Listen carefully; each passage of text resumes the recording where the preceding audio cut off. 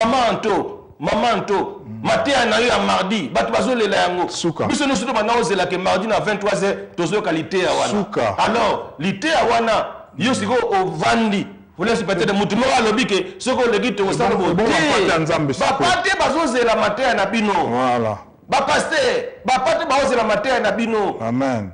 Elle yango yo boya parce que ça lokola botiki ba pate ba tamola sans berger. Alors BG est nécessaire. Alors je pense que je suis dans la commune de Souka. How many minutes are left?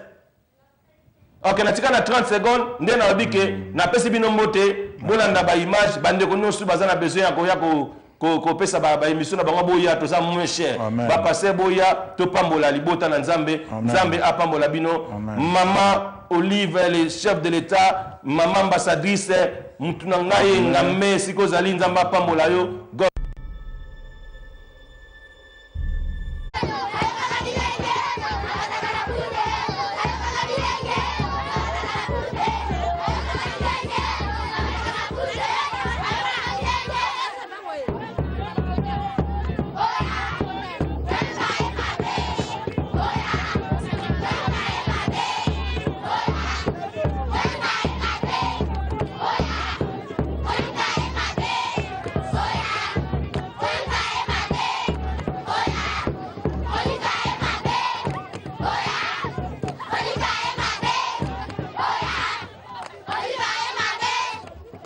C'est sur cette activité que l'épouse du chef de l'État va clôturer sa mission dans l'Équateur profond. De retour dans son avion pour rejoindre Mbandaka, Marie-Olive Lembe Kabila prend soin des membres de sa délégation et de manière particulière de la petite Marie Assembeti qu'elle amène pour des soins appropriés à Kinshasa.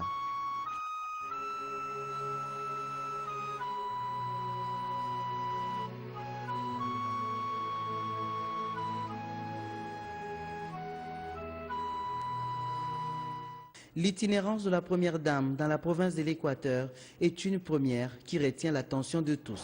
Donc ici, nous devons franchement noter à travers le discours tenu par Maman Olive dans presque beaucoup de villes que c'est un discours qui focalise notre attention sur l'unité, la grandeur du Congo. Toujours prière, Nzambe, azo précédé biso. Ozo mona na kati avion et kamusingai maman ke kozwa maman moko na pasteur avion linga ekende mais ye moko akiti po amema donc ezali signe ya kitoko makasi, signe ya solidarité, signe ya humanisme. Ozomona mutu ya batu. Félicitations maman esika ozali, Nzambe apambola yo na mobali na yo seko na seko.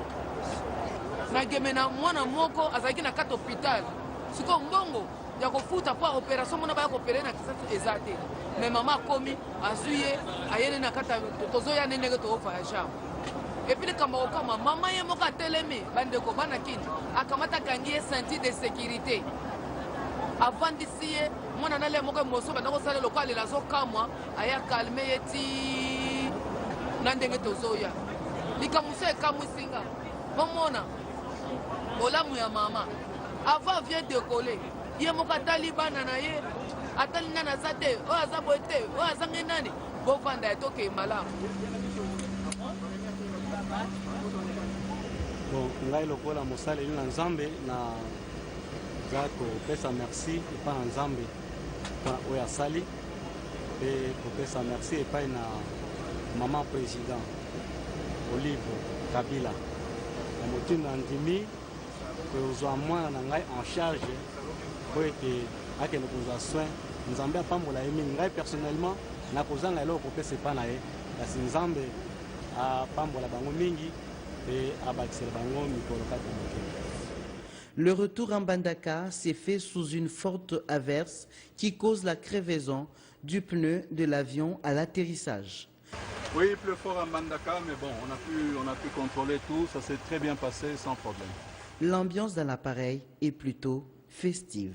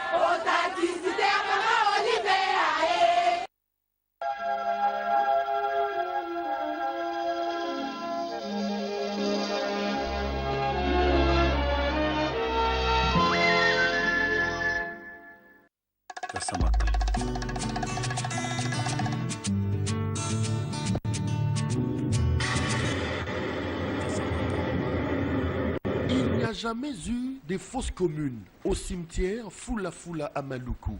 Pour Évariste Bouchab, c'est une fausse information.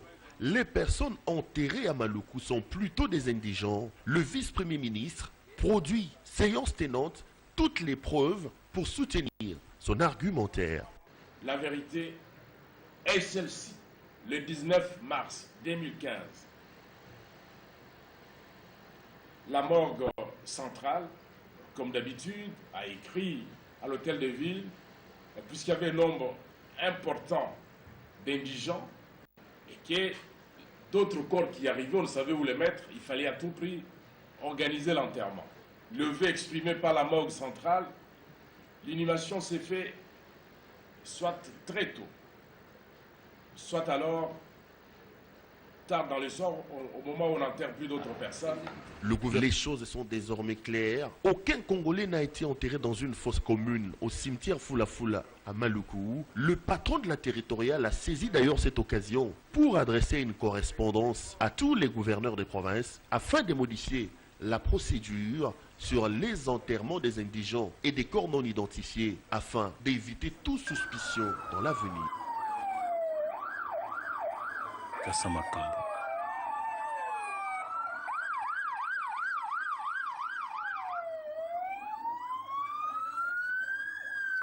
Kasamakambo.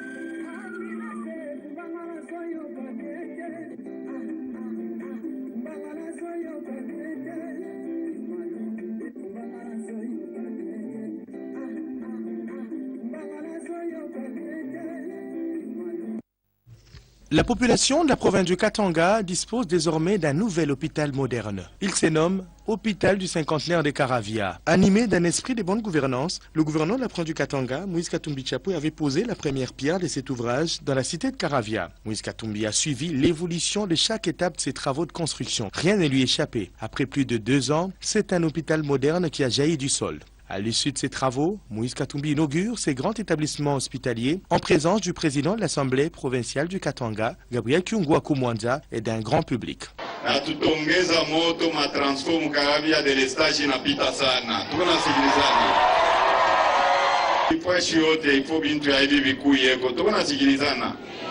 Touché par la détermination du gouvernement congolais qui a opté pour la réhabilitation des hôpitaux publics en le dotant des équipements modernes et sophistiqués, des médecins de la diaspora décident de regagner la République démocratique du Congo pour servir la nation. C'est le cas des docteurs Kanga Kapema, chirurgien en Belgique, et de Adelin Mwenga, spécialiste abdominal en Afrique du Sud.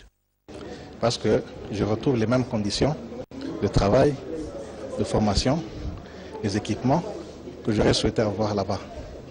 Ce qui fait que ça stimule même, ça donne envie de venir travailler. Parce que le grand problème était de trouver un endroit favorable qui puisse nous permettre de donner le maximum. Le standard est très bon. Ça nous faisait d'abord très mal quand on voyait les médecins, les malades congolais qui venaient en Afrique du Sud pour des soins, même pour de petites choses là. C'était pas du tout bien.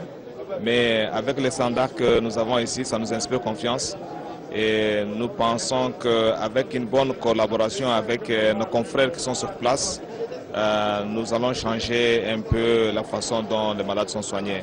Le vœu de Moïse Katumbi Chapwe est que le gouvernement congolais puisse construire beaucoup d'hôpitaux du genre dans toutes les provinces de la République démocratique du Congo afin d'améliorer la qualité des soins de santé à la population congolaise.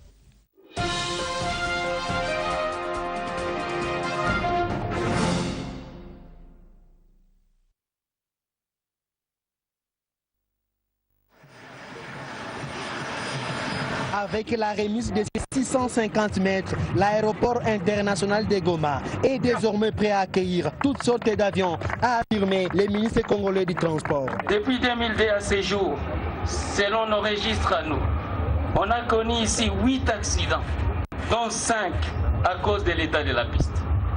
Depuis 2002 à ce jour, nous avons connu 7 incidents, dont 2 à cause de l'état de la piste. Je voudrais placer enfin cette cérémonie sous le signe de la relance économique, la relance commerciale, la relance du tourisme.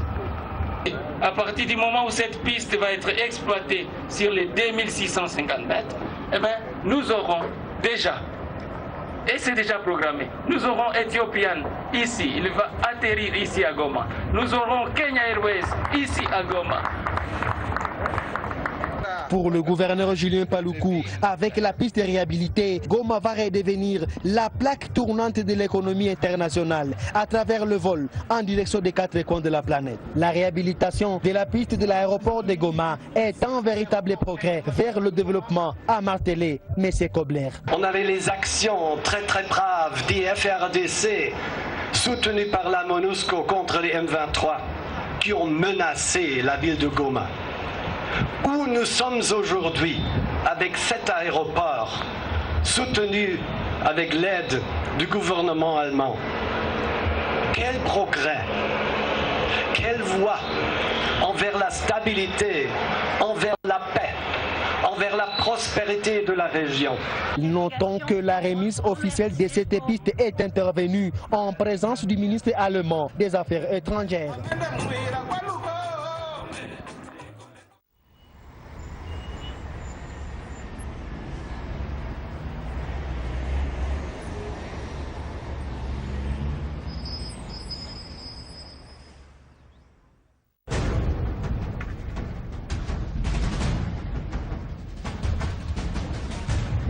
Parlons infrastructure. L'aérogare modulaire, encore en construction à l'aéroport d'Ndjili, ne cesse d'attirer des visiteurs commis à son exploitation. C'est jeudi, l'administrateur directeur général de la RVA, Abdallah Bilengue, a effectué une descente sur les sites avec les responsables d'exploitation qu'on appelle chefs d'escale des compagnies internationales. Question de leur faire comprendre les nouvelles mesures du fonctionnement de cette infrastructure dont les travaux sont à la phase de finissage. C'est une aérogare modulaire aux standards internationaux qui sera opérationnelle bientôt en République démocratique du Congo. Son fonctionnement demandant également l'implication de tous ses exploitants, voilà qui justifie la présence sur ce site des patrons et techniciens d'exploitation des compagnies aériennes internationales basées à l'aéroport de Ndjili, venus sur invitation de la RVA pour des questions d'ordre technique. Aujourd'hui, la RVA est en train de passer à l'étape normale de traitement des passagers, ce qui se fait partout au monde. C'est-à-dire, sous le comptoir d'enregistrement, les 16 comptoirs d'enregistrement en Ndjili, de l'aérogare modulaire, seront dotés de ce qu'on appelle les CUT, Common Use Terminal Equipment. Ce sont des équipements de traitement des passagers communs, banalisés. La compagnie aérienne viendra seulement s'installer sur le matériel qui est là, entre dans ce système d'exploitation qu'on appelle le DCS, qui lui permet d'entrer en contact avec le système d'exploitation de sa maison mère. Il traite les passagers, il vous enregistre, il imprime la carte d'embarquement, il imprime les tickets de bagages. Quand il termine, il ferme la machine, il est parti, la machine, il reste. Le gouvernement congolais qui finance ce projet tient au finissage des travaux pour la mise en service de cette porte d'entrée des investisseurs en RDC. Courant de ce deuxième trimestre de l'année 2015, deuxième trimestre commence par le mois d'avril, les travaux de l'aérogare modulaire seront terminés. Dans cet aérogare modulaire, maintenant, vous avez des détecteurs d'explosifs, des ZS qui n'existaient pas dans l'aérogare actuel. Là, ils sont incorporés dans la chaîne de traitement de passagers, de bagages. La nouvelle aérogare donnera sûrement à l'aéroport international de Ndjili une image avant-gardiste et attrayante.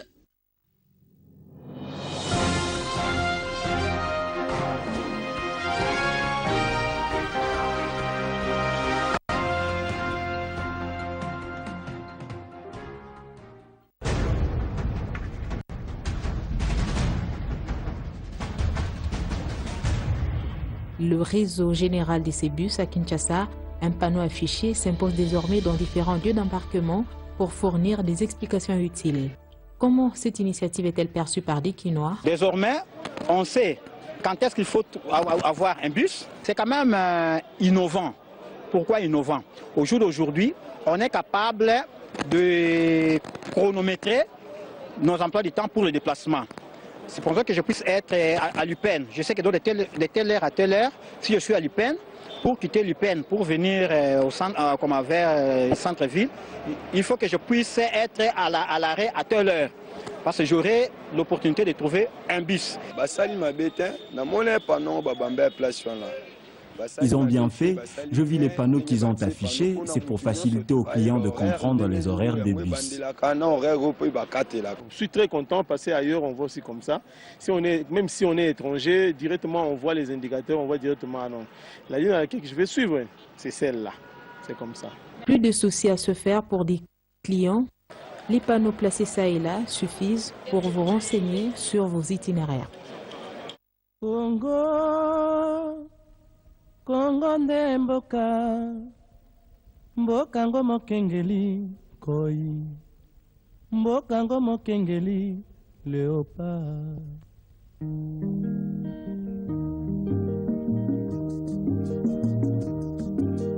Mikolo tosekelaki na mosolo ya mboka Kongo ekoki tofungwani misolelo tomoni bozoba nyonso tosali oya kobongisa Kongo aveni ebongi tosala moto nyonso ata mwana Kongo ya mosolo mpembe ya nzoku Kongo ya bwanya kasa ya mbila Kongo ya makasi moto ya nkoi.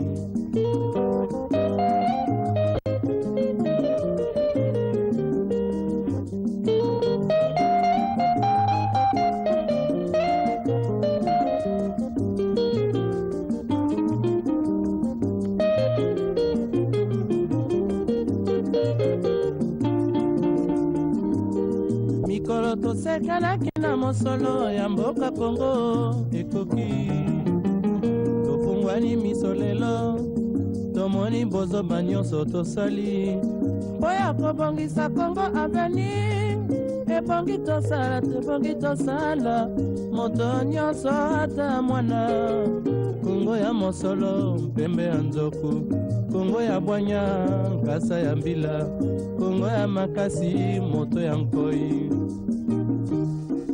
Kongo nde mboka Kongo mboka ya bankoko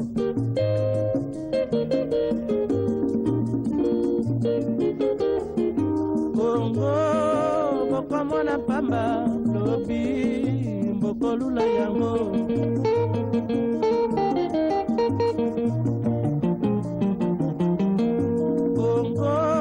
Kongo ya Afrika Kongo mboka ya kitoko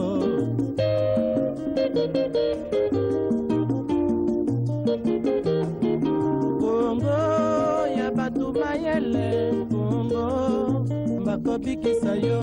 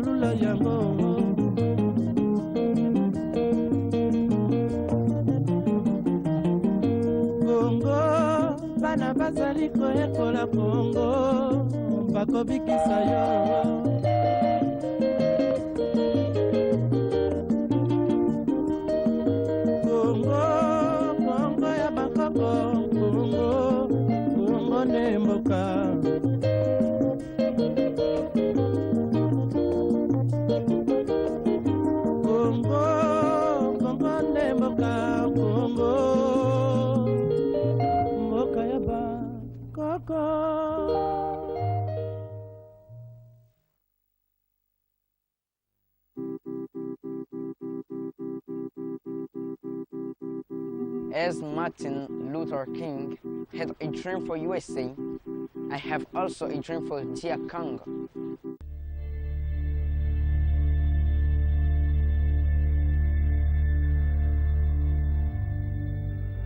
Immense pays à la grandeur d'un continent, le Congo est en pleine mutation. Mutation qui fera de ce pays continent au cœur d'une Afrique émergente une terre de prospérité.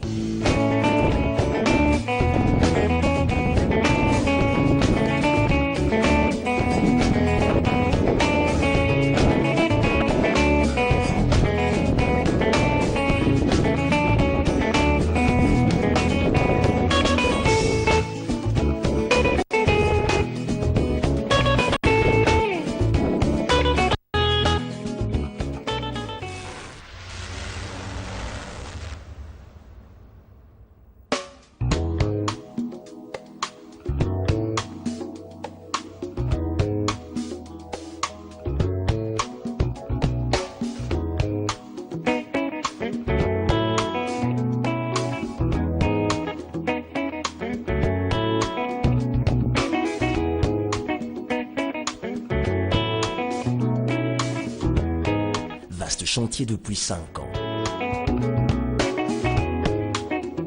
La République démocratique du Congo a entamé sa mutation vers la relance économique et sociale afin de redevenir l'une des locomotives de la croissance africaine. Plusieurs projets dans différents secteurs ont vu le jour et sont pour la plupart dans leur phase terminale d'exécution. Santé,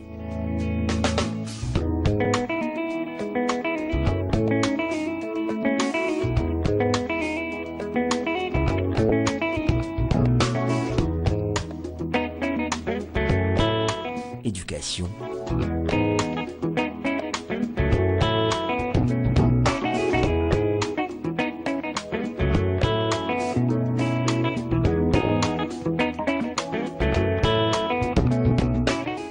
agriculture,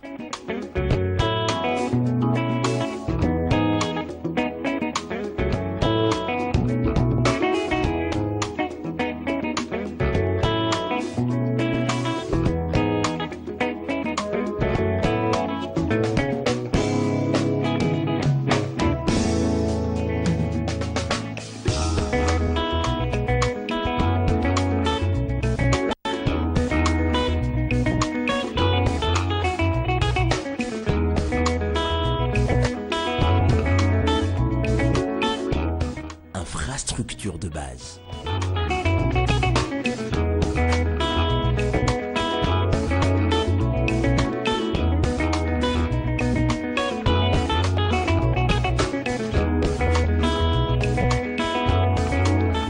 Amélioration du climat des affaires.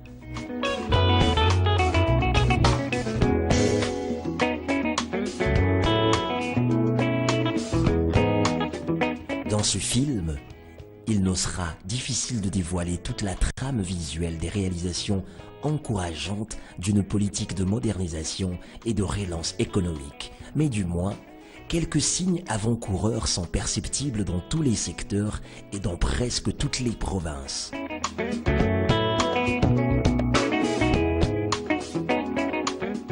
Qu'à cela ne tienne, notre voyage commence à Kinshasa, pendant toute une semaine où notre quête à la recherche des signes éloquents de cette relance sont perceptibles. Je m'appelle Itabé Mokolo Malibek.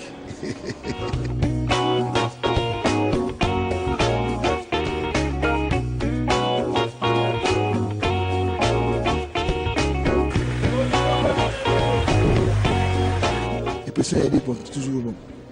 Une grande différence, ils a dit toujours, hein.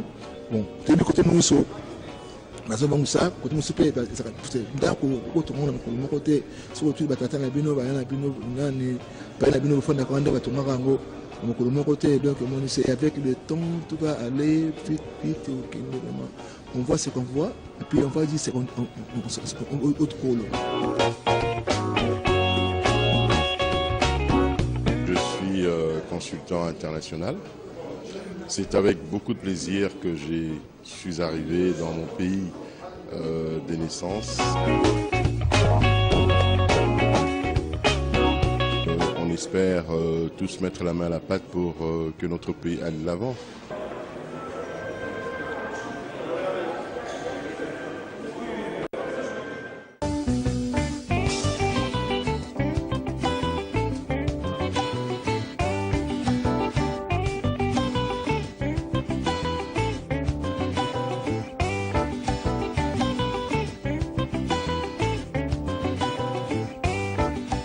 La ville se revêt progressivement d'une tunique prestigieuse qui lui fera sûrement retrouver son surnom d'antan, Kin la Belle.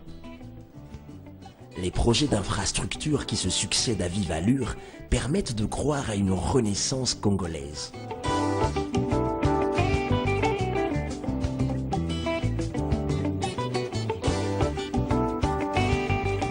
J'ai vu qu'il y avait une certaine volonté de réaménager la ville de Kinshasa.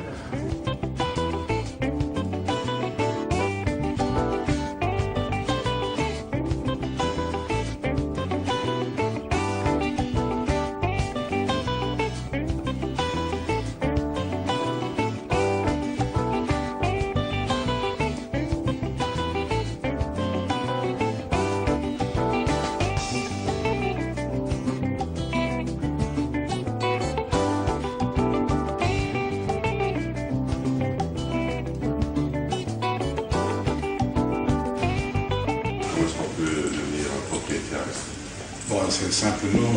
Nous procédons par des contacts d'abord, comme vous venez.